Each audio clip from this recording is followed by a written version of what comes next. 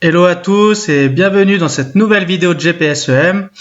Aujourd'hui, on va parler un petit peu d'un onglet spécial qui est dans SEO, qui est la partie maillage.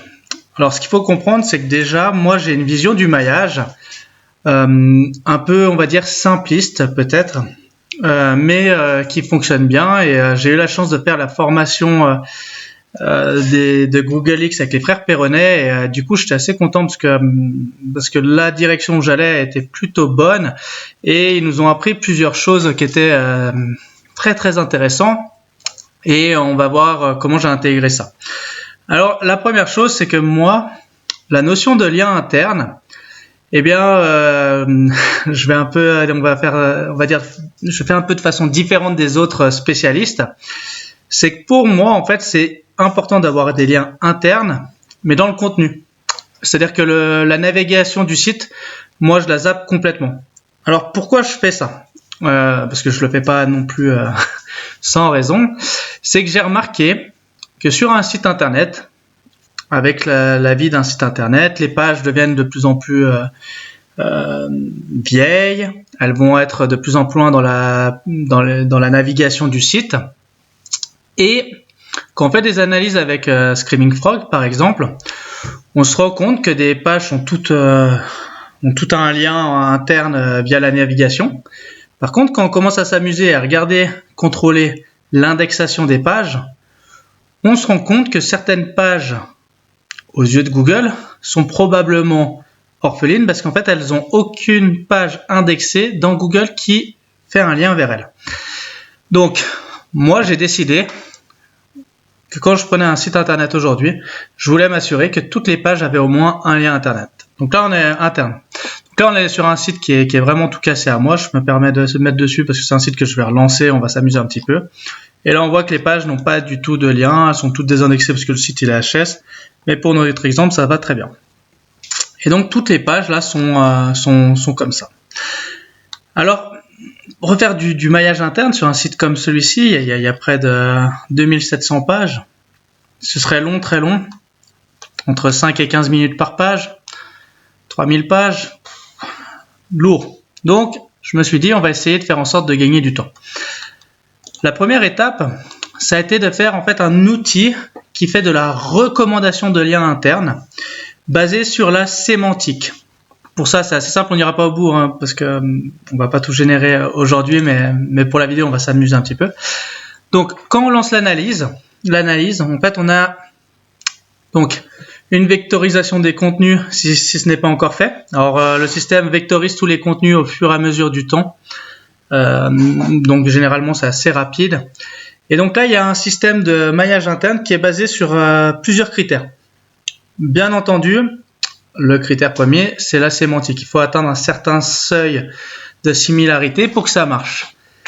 Mais après, le nombre de liens internes dépend également de l'importance des pages. Que dans le système GPSEM, vous pouvez dire si une page est très importante, normale ou pas importante du tout.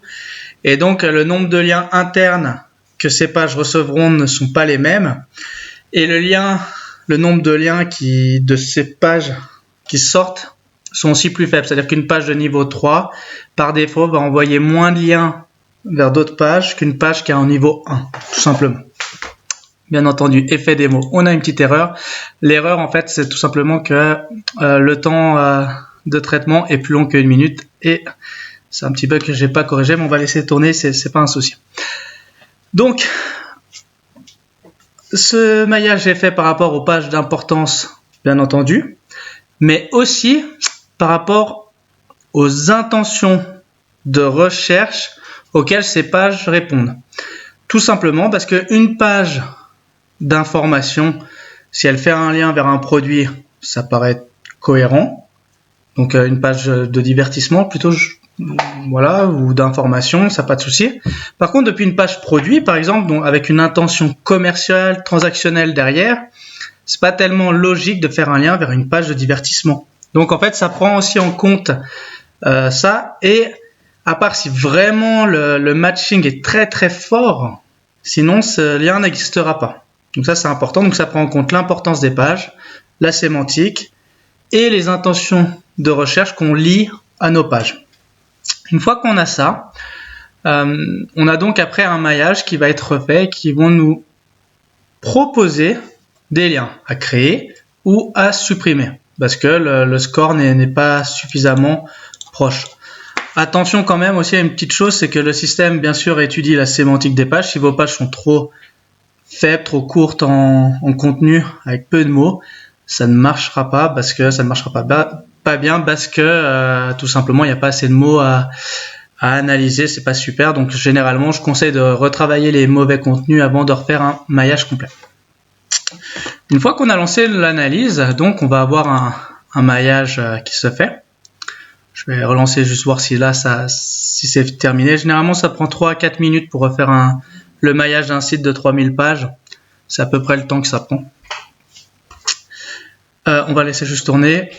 Donc une fois qu'on a fait ce maillage et s'il nous convient, eh bien on peut faire soit l'étape intermédiaire, soit tout de suite l'ajout des liens. L'étape intermédiaire, c'est qu'on peut demander à créer les encres avant de créer le maillage. Ça nous permet de faire une vérification. Alors moi, je sais pas si vous le savez, mais je suis pas fan du 100% full automatisé. Pour moi, j'aime bien avoir un contrôle humain. Donc, bien sûr que le système pourrait automatiser beaucoup de choses, mais je pense que l'humain a encore une justesse dans ses jugements, dans sa façon de voir les contenus, de lire, qu'a pas l'IA aujourd'hui. Et du coup, typiquement les encres, alors sur des gros sites comme ça, je le ferai pas, on va pas se mentir non plus, 2700 pages, je me retaperai pas toutes les encres, mais sur des sites de 20-30 pages, j'aime bien en fait d'abord générer les encres souhaitées pour ces pages. Donc les encres souhaitées, c'est les encres qu'on aimerait avoir pour nos pages créées. Alors là, c'est en train toujours de tourner, donc on va laisser tourner, hein, ça met quelques minutes, mais on verra après. Donc les encres sautées, donc ça va rajouter donc ces encres internes qu'on aimerait recevoir pour notre page. On peut en rajouter autant qu'on veut. Pour ça, il suffit d'aller dans une des pages, hein, on le voit. Je vais vous montrer où. Et donc ça, moi j'aime bien les générer avant, les vérifier, les supprimer. Les encres, elles auront entre 2, 3, 4, 5 mots à chaque fois. Et puis j'aime mieux le faire dans les petits sites, dans les gros sites, je le fais pas. Donc ensuite, il y a ajout lien relecture et ajout lien auto. Alors la différence entre relecture et auto, c'est que relecture, ça va donc aller sur chacune des pages et appliquer les recommandations. Ça va intégrer le lien en faisant une nouvelle phrase s'il n'y a pas ce mot-clé. C'est-à-dire que c'est pas comme tous ces plugins qui mettent sur le mot-clé exact s'il est présent dans la page. Non, là, ça va lire le texte, le contenu. Ça va chercher le paragraphe qui semblerait être le plus proche sémantiquement que la page cible. Parce que du coup, avec les Google X, on voit que le transfert de jus via la sémantique est très important. Donc voilà. Donc là on voit hein, tous les liens qui ont été suggérés avec la proximité sémantique entre les deux pages. On utilise donc un modèle, on n'utilise pas le TF-IDF, je n'ai pas utilisé ça, j'ai vraiment fait avec une vectorisation des contenus avec un modèle un peu plus avancé. Je trouve que la qualité est un peu meilleure. Après il y a toujours du déchet malheureusement, mais ça reste cohérent. Après voilà, les dates, est-ce que c'est bien de mettre comme ça l'horoscope? De toute façon, ces pages vont être vouées peut-être à être supprimées avant. Donc voilà, donc là ça va faire avec tous les liens possibles en interne et ça refait le maillage. Donc la relecture, ça va appliquer le maillage en intégrant donc le lien vers la page avec une des encres souhaitées. Si on les a souhaitées avant, ça prendra une de ces encres aléatoirement. Si on les a pas encore créées, ça va les créer au fur et à mesure du temps. Les encres créées, si jamais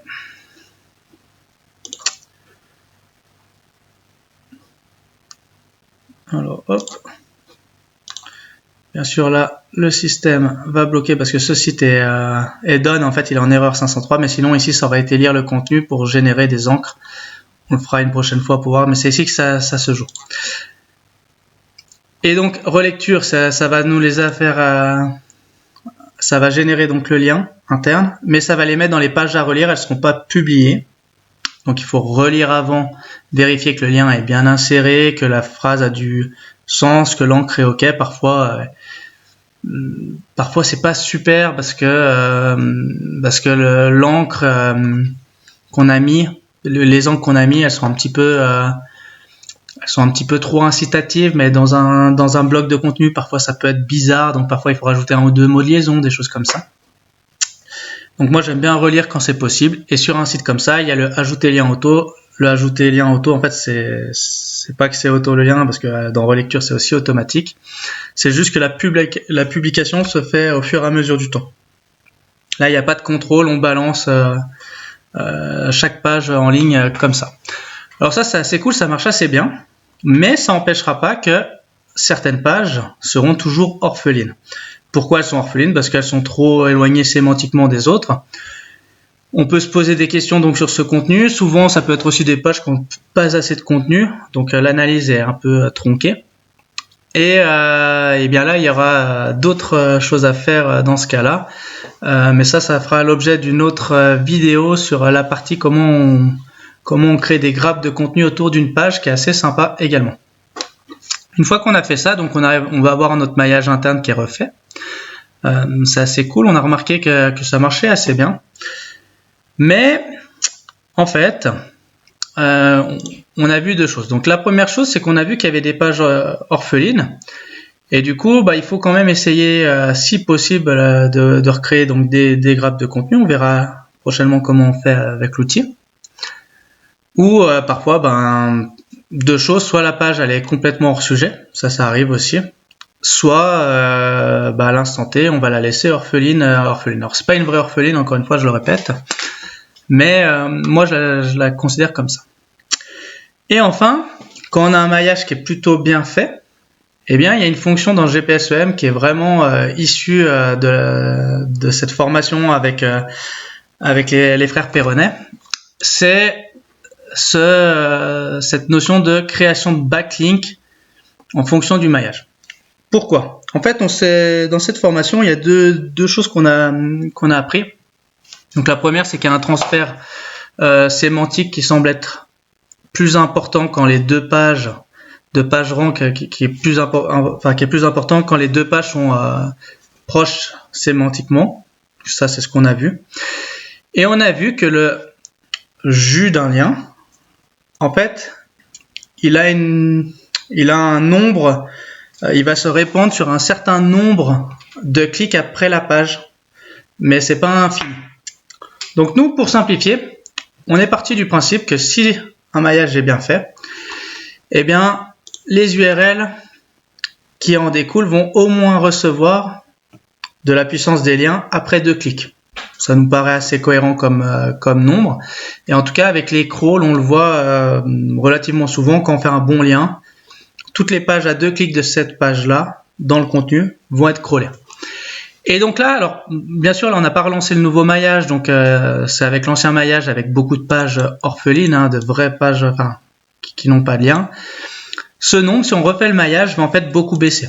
On a un exemple là sur un site qu'on a fait récemment pour un client, comme ça. Le site avait 3200 pages, 800 pages non indexées, donc qui étaient loin, qui étaient vieilles. On a refait le maillage. Et sur les 3200, aujourd'hui, on a donc 600 points d'entrée. Il y a encore 300 pages en fait qui sont totalement, qui sont orphelines avec notre façon de traiter ces pages-là. Mais on voit que ça avait donc divisé par 5 le nombre de liens nécessaires pour que l'intégralité du site reçoive de la puissance de lien en fait. Et ça, c'est assez cool à faire parce que du coup, quand on veut réindexer des contenus, on a les URL à 2 clics et les URL non indexés à 2 clics. Donc, il nous suffit après de faire des liens vers ces pages-là. Et en fait, on se rend compte que si le lien il est indexé, toutes les pages derrière vont être très vite crawlées. Et si le contenu est OK, la qualité est OK, alors ce sera crawlé et indexé. Bien sûr, ici, on a donc un petit score d'impact sur le site. On a les backlinks et les backlinks indexés si on a l'état. ce qui fait qu'on sait si on a déjà fait ou non un backlink pour passer à la suivante. Attention, ce tableau, du coup, il change à chaque fois que le plan de maillage est refait. Parce que du coup, à chaque fois qu'on refait des liens internes, même des nouveaux articles, et ben, le calcul de tous ces chemins est réactualisé. Une page ne pouvant pas se trouver plusieurs fois. Donc le but, c'est de trouver les chemins les plus courts pour avoir le moins de chemins possible sur l'intégralité du site internet et pour essayer d'avoir à faire le moins de backlinks possible. Pour nous, les backlinks, ils sont essentiels encore aujourd'hui. Ce qu'on voit, nous, avec les crawls de Google, avec les logs, c'est qu'une page qui reçoit un backlink va être crawlée par Google derrière. Et si le backlink est souvent crawlé, notre page sera souvent crawlée également. Et donc, sans parler de est-ce que ça a de l'importance pour la popularité, sans parler du classement, sans parler de tout ça, pour l'indexation d'un site internet, une page qui reçoit un backlink indexé, donc la page qui fait le backlink et doit être bien entendu indexée, a un impact positif sur le crawl de Google et donc c'est très bon pour votre site et pour l'indexation de vos pages. Donc voilà, donc avec nous ces modules-là, en fait, on arrive à très vite retravailler en automatique ou non. Encore une fois, selon la taille du site internet, on le fait en manuel ou en automatique. Et avec ce module-là, on arrive après à refaire des backlinks sur vraiment les pages qui vont avoir le plus d'impact pour diffuser le jus de ces backlinks. Et étant donné qu'en plus le calcul est fait sur la proximité sémantique, on part du principe qu'en plus on a de fortes chances que ce jus soit ensuite redistribué sur les autres pages parce qu'il y a une cohérence sémantique forte, plus forte que faire un lien au hasard. Et juste faire sur un mot-clé, ça veut rien dire parce que justement ces modules qui font des liens sur des mots-clés un peu au pifomètre, suffit que je fasse un très grand article sur New York et dedans je mets le mot clown, juste un mot clown avec le lien clown vers une page qui parle que des clowns. On se rend bien compte qu'il y a peu de chances que ce soit sémantiquement proche la page sur New York et la page des clowns. Donc ces modules qui bourrent de mots-clés, de liens à l'arrache, sans calcul, sans pertinence sémantique, sans pertinence sur l'importance des pages également stratégique pour vous et sans prendre en compte les différentes intentions de recherche, car encore une fois, il y a un tunnel de conversion de vos utilisateurs. Donc il faut garder aussi cette logique-là et de dire qu'une page de conversion, elle va probablement pas avoir de sens de faire un lien vers une page de divertissement. Encore une fois, ce serait pas forcément logique. Vous voulez que sur cette page de conversation, vous vendez un produit en fait ou un service, et donc à la limite, si vous pourrez avoir des liens vers d'autres services connexes, d'autres produits, mais pas vers une page de divertissement. Et ça, c'est ce qui est assez cool dans le système, c'est que ça prend en compte ceci pour pas arriver à ce genre d'aberration en fait. Voilà, écoutez, j'espère que la vidéo vous aura plu, et si vous avez des questions, n'hésitez pas en commentaire ou de me contacter directement sur LinkedIn. À bientôt, ciao ciao.